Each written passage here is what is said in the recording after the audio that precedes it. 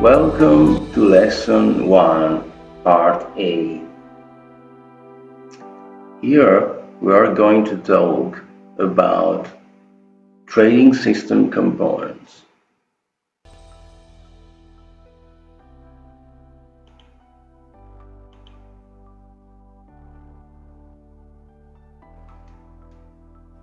First of all, let me say that an absolute return investment system consists of a combination of a few trading systems. Its return is absolute in that it is uncorrelated to the benchmark, and it's equal to the sum of the returns of the involved trading system. This picture shows components of a real-life absolute return system, the MASASP SPG, which stands for Standard & Poor and Gold. That encompasses 4 trading systems, the top 3 of which relate to gold, whereas the bottom one relates to Standard & Poor. Note the naming pattern of these trading systems. The prefix indicates the contract. For instance, GC and XA stands for gold, whereas SB stands for Standard & Poor. The suffix indicates whether they go for either a long or a short position. LE means long, whereas SE means short.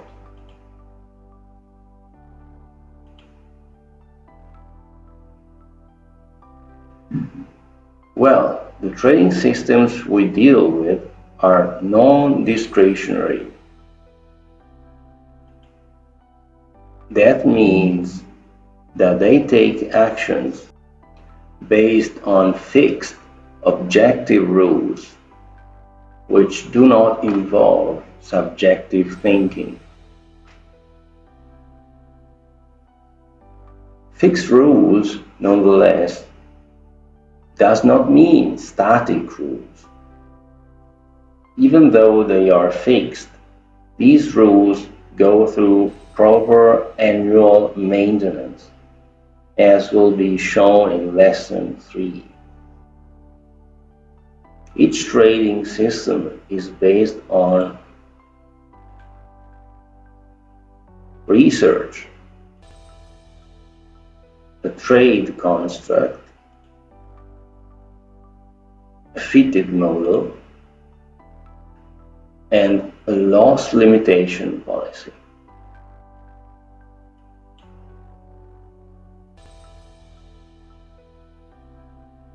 Well, research is the core of a trading system. Researchers find out patterns which are highly correlated with a rise or a fall in price of the financial issue in question. These patterns may be either technical analysis patterns, such as an oversold pattern, or patterns related to predictors that are variables other than the price of the financial issue involved. Variables which are, though, correlated with this price. We present here a taxonomy of these predictors. We have fundamental variables such as the sovereign bond yield differential as far as forex financial issues are concerned. Contract-to-contract correlation patterns, sentiment indicators such as put-call ratios, implied volatility such as the VAX, historical volatility, value or open interest such as the commitment of traders' data.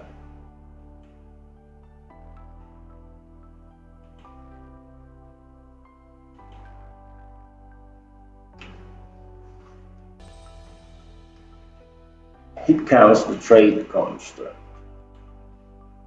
A trade construct, which in turn stems from research, is the core component of the trading system, as it defines when it goes to the market, the so-called trigger rules, when it closes the position, the so-called exit rules.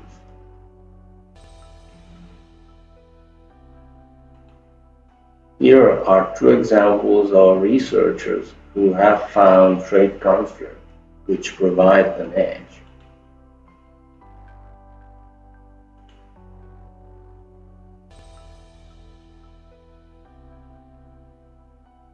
Let's talk about the fitted model.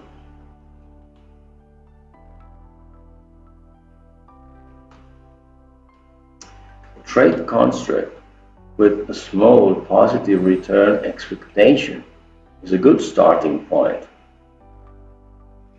This construct, though, can be further optimized, adding constraints based on the predictors, namely on those predictors which have been deemed relevant on the ground of the research activity that we have mentioned before.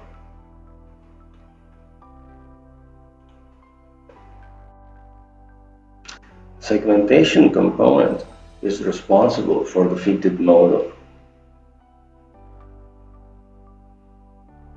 First of all, it makes a selection in that it identifies a subset of predictors which are significant with respect to our trade construct.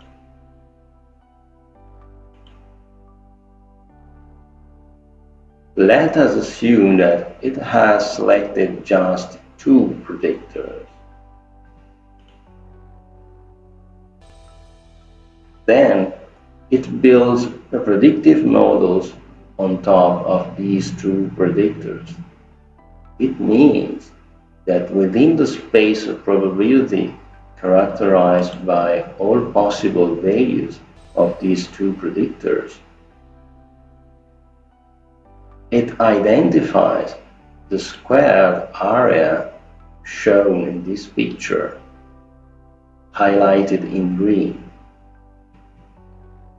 That is a subspace which is mostly associated with winning trades.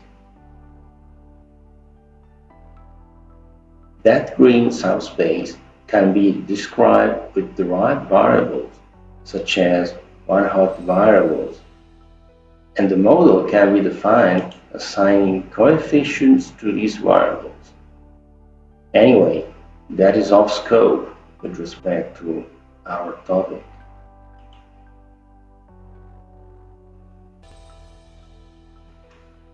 Let us assume that our model dependent variable be denoted with O and that its semantic be the following.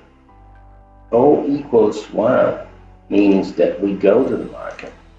O equals 0 means that we stay off the market. The predictive model then could be described in this way. Please note that the models involved in a trading system are of the kind that we have shown here, thus they have nothing to do with linear regression. They might have something to do with logistic regression instead, for instance. Anyway, let's disregard these technicalities for the time being. What matters here is that it is a statistically sound model. It has been deemed valid according to inferential statistics, and then it is parsimonious, let me say minimal.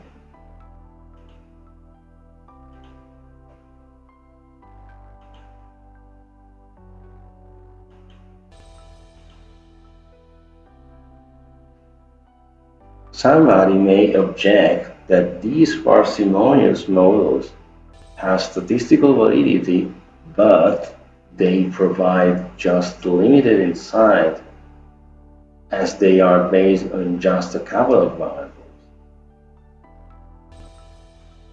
To these regards, we have to point out that a single MASASP model, let's say GCD1SE, the short strategy and goal, is an ensemble model, which is a grouping of the parsimonious models mentioned before, which in turn are called base learners because they are the components of the ensemble model. By gathering base learners, the ensemble model acquires a higher degree of generalization, but without losing statistical validity, which is delivered at the lower level, at the base learner level. The typical ensemble model works according to the voting policy, which means that it goes to the market when the most of the base learners say to do so. That is when they vote for the market. MASASP approach is a bit more refined in that it scales the position size according to the base learners' votes.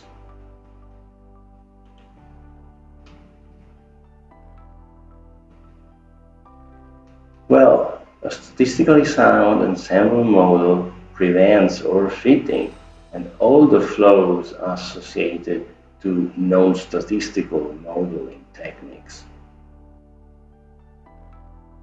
The latter are not suitable for the small samples involved in trading system design.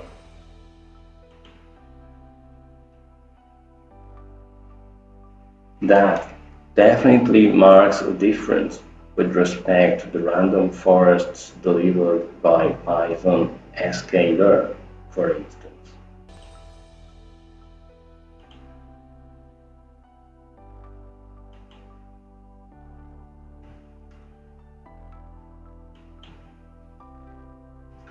Well, that's all for the time being.